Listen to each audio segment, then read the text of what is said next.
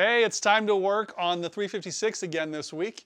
You know, last time I worked on the 356, that episode was titled like expert only Porsche 356 suspension rebuild or something. And I don't believe you need to be an expert to work on the Porsche 356 suspension. It is pretty simple, but I do think you need to be careful. And so this week I'm going to be showing all the steps necessary to reassemble the Porsche 356 suspension. And I want this to be a strong resource on YouTube for how to do this kind of repair. I did show some of the factory tools last time. You don't absolutely need the factory tools, but they sure are nice. Garage time. Okay, last time I got all the suspension disassembled and most of the parts inspected.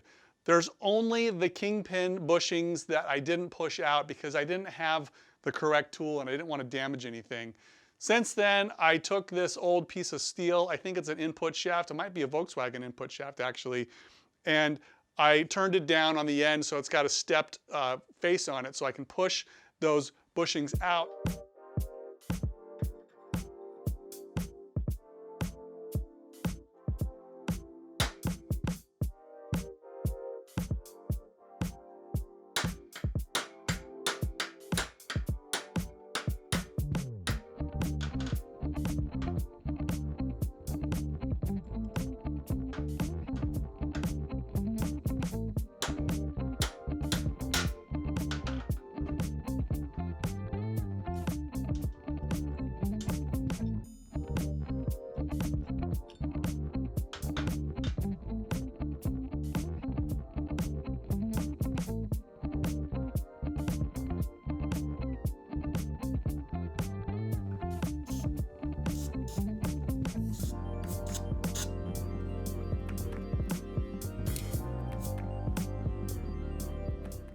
Okay, I felt like it was just as easy to pound these bushings out as opposed to using the press because I really wanted to support it just below the bushing and not try to squeeze the whole C. The way it worked with this drift or this machine tool is that this fit right inside the bushing and so it had nowhere to go but out. I've cleaned out the pockets in the back side of the grease fitting, but I'm going to shoot a little bit of fresh grease in there before I put it back together. See, it's coming out clean. That's what we want. Okay, I thought I would measure the diameter of the new bearing relative to the old bearing. Just using my micrometer. This is 0.866. Yep, 866. This one is 0.875. So this is 9/1000ths of an inch bigger than the original. So the original has been compressed as it is squeezed into the carrier. So that just means it's going to take a fair amount of force to push this one in. I'm just going to heat those up in the barbecue.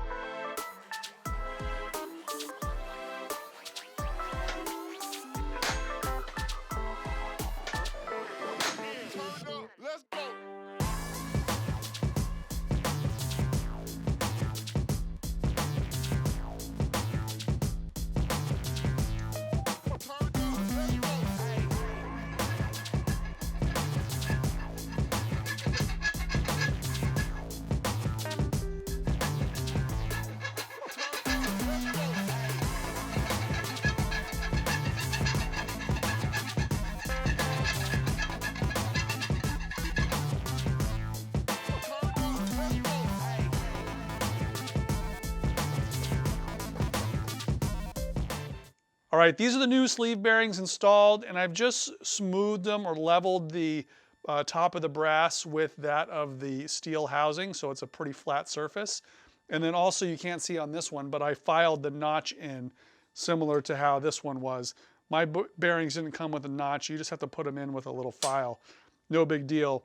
And then this is the brand new Kingpin, and it's nowhere near close to fitting through the holes.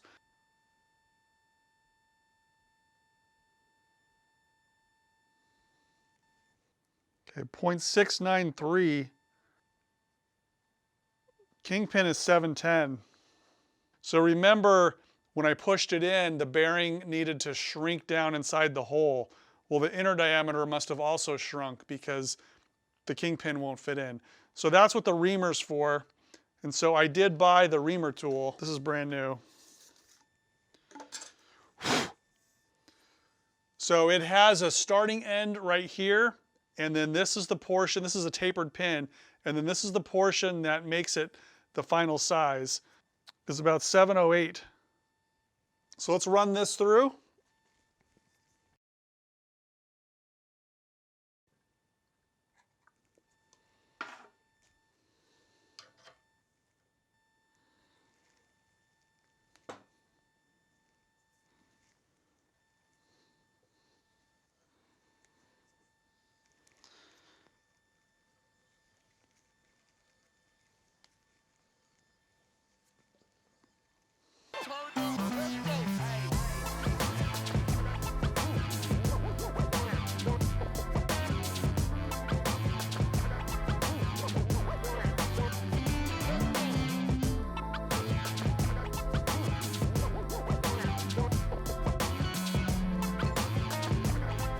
Just want to show you guys the surface finish is really nice.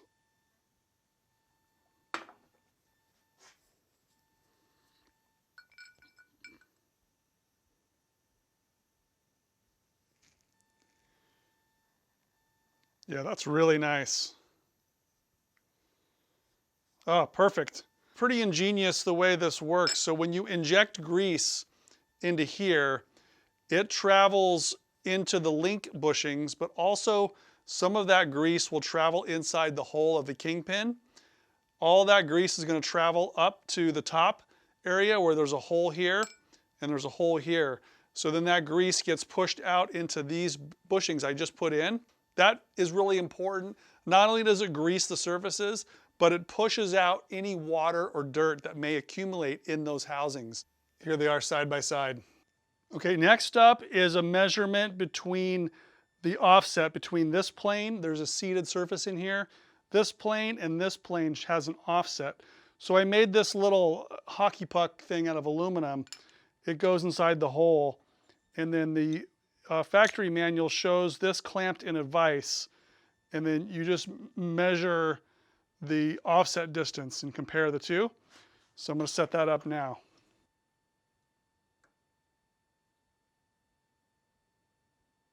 And then subtract it from this total height. And that gives a 6mm offset. I think the manual says it should be a 7mm offset. So most likely what's happened is there is some wear in the inner races here. So it's good to know that it's 6mm because it may require some extra shims now to get that to 7mm. I see more wear on this surface right here. There's a little bit of a ridge here I'll probably have to take off. I'm just double checking the parts list here or the parts diagram for all the stack up of the washers. I know there's an O-ring here at the bottom, and then it's the thrust washer, a phenolic washer, and then the cap. This is what came in the new kit. It's the wrong color, it's the gold color, and I cleaned up the old one. I'm not sure if this is stainless steel or not, but it looks like it's in great shape. So I'm gonna use the original here, and I'm just gonna measure the total stack up to make sure it's gonna be able to fit inside the sea carrier. This is the new Garolite or phenolic spacer, and here's the old one, and I can already tell there's a big change in thickness. So I need to, make sure the washers are the correct height. It's the thrust washer and the pin is still there. Then it's the spacer, and then it's the cover. Okay, and it doesn't even look like it's even close. This is 3.72, 3.66. But even with the smallest washer here, I don't think it's going to fit in there.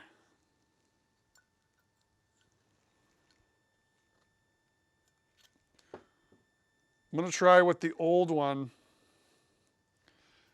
The old one, you know, it doesn't look super bad. It's the same material.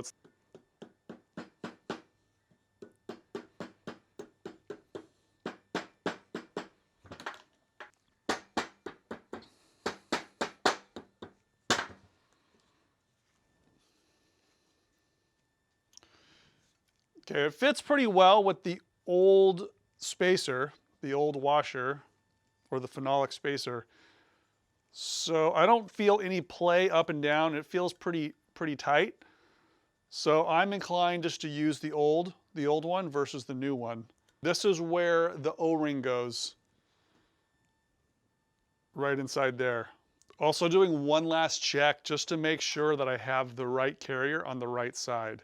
If I was to put this carrier on this spindle, it would be in the wrong direction. So this is where the link pins go, and the link pins come from this direction. So you need this recess to be on the same side as the spindle. If you're working on a VW, I don't think it uses this O-ring. The Porsche spindle is machined for that O-ring right there, which is kind of cool. One of the small differences between the Volkswagen and Porsche. And there's no play, it feels nice. So now it's time to push that Kingpin back in.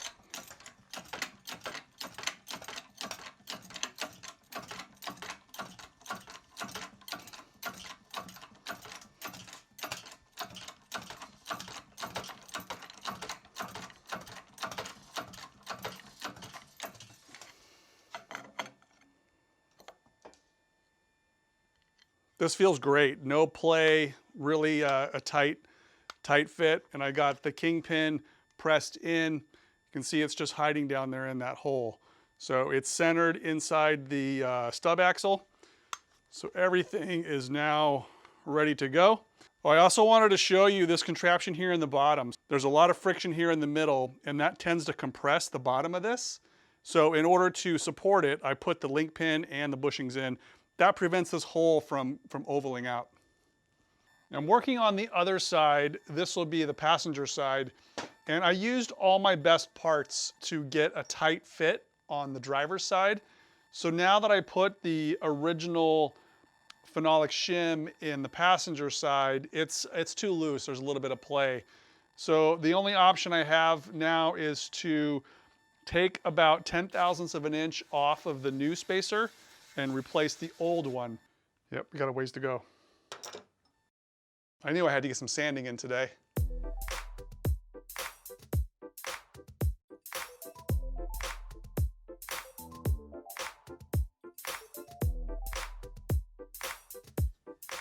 That seems to have done the trick right there.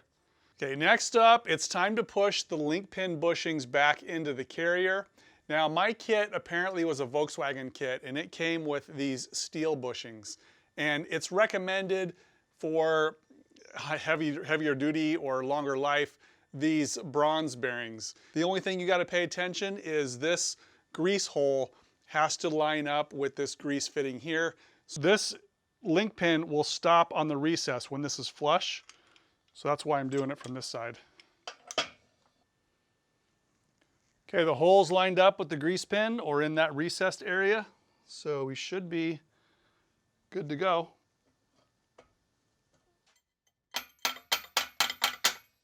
Getting it to go in straight is really important.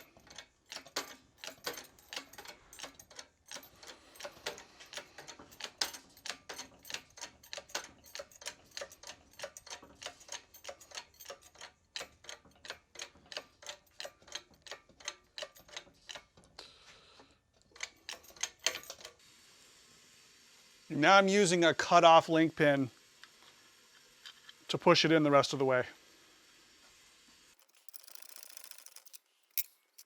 Yeah, it looks like it is seated. This stands proud of this carrier. So that's pushed all the way in. And you can see there it has a flush surface. I'm adding a little bit of this blue dye chem here inside these bores. I did the same thing to the end of the trailing arms, and what is important is that you have a perpendicular bore relative to the new bushing, so that when the link pin puts force on the carrier, it's putting uniform force over the entire diameter. And it's also not just pushing on the soft bearing, it's got to be pushing on the steel housing so that it doesn't just wear prematurely. If this is installed at an angle, all the wear is going to be in a very small portion, and that's not going to hold adjustment very long. All right, so I might need to do that a little bit more. The washer's so smooth, it's not rubbing much off. But I see it's contacting the bushing. So now I'm going to get a little bit of valve lapping compound and just wear this in a little bit so that they're both flush.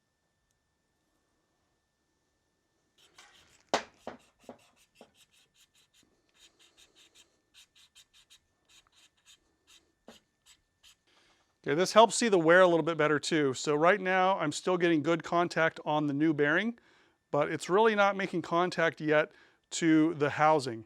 So I just am going to accelerate the wear on the piece that's new and try to get it all at the same level. That's the key.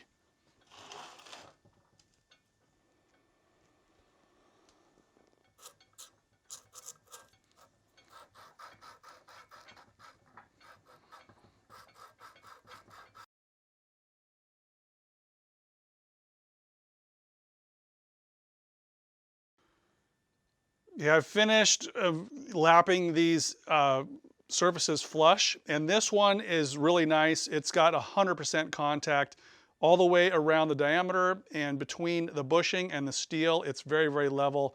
I can tell that the compound has contacted everywhere here.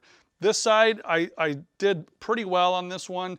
It's really even from here to here, and then I don't know if you can tell, there's a tiny bit of blue left from about if this was, 12 o'clock, from about, maybe 11:30 to about 2, there's an area that's not contacting.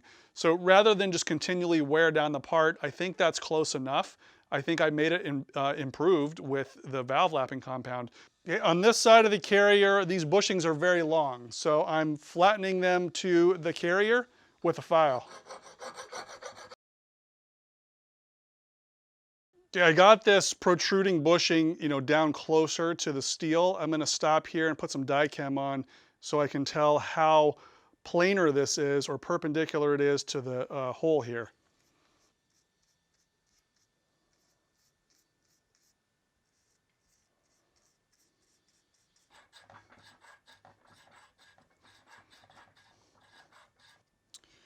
Okay, the first round of die chem shows how poor the contact is. It's really only in probably 40%, and it's all on the bushing, nothing here yet on the steel. Just switching to a finer file now.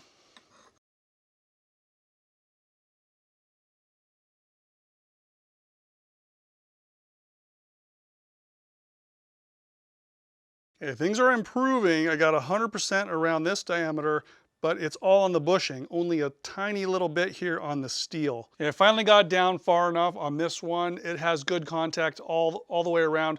There's just one little tiny piece I sort of overfiled right here. That's on the bushing, but it's making good contact with the steel. All right, this beast is finally done. Probably a little bit of overkill, but it's the way I like to do it. If your mechanic is doing this and you want this level of detail, he better like you a lot. This is a lot of work. Let's go check out the car.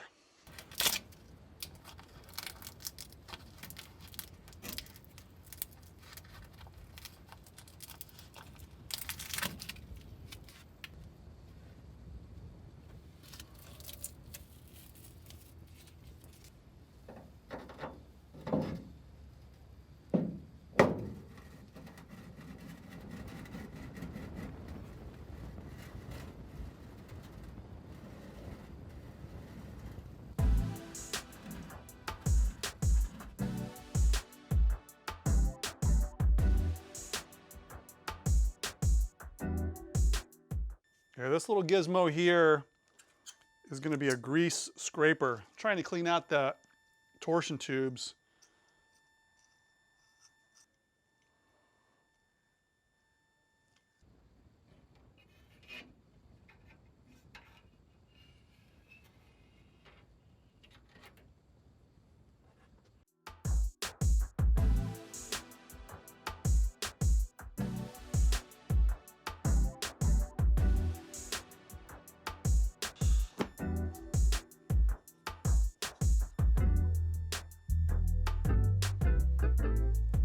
This is another factory tool loaned to me by John Brooks. He was kind enough to send this to me. This tool is VW256A, and it checks the straightness of the torsion tubes on the car.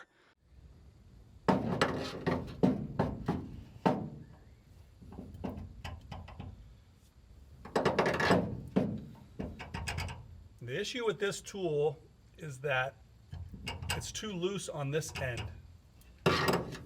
because the Porsche arms have a bigger boss right here.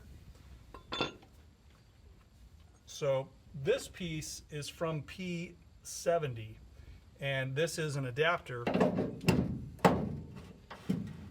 So now it'll go in correctly with no play. Fits really nice.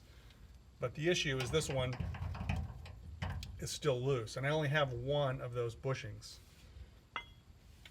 And then this piece comes either the front or the back and makes contact to these measurement spots. So it looks like I need to make another one of these bushings in order to measure it in my torsion tubes. There's really no point in measuring it unless it fits really tight.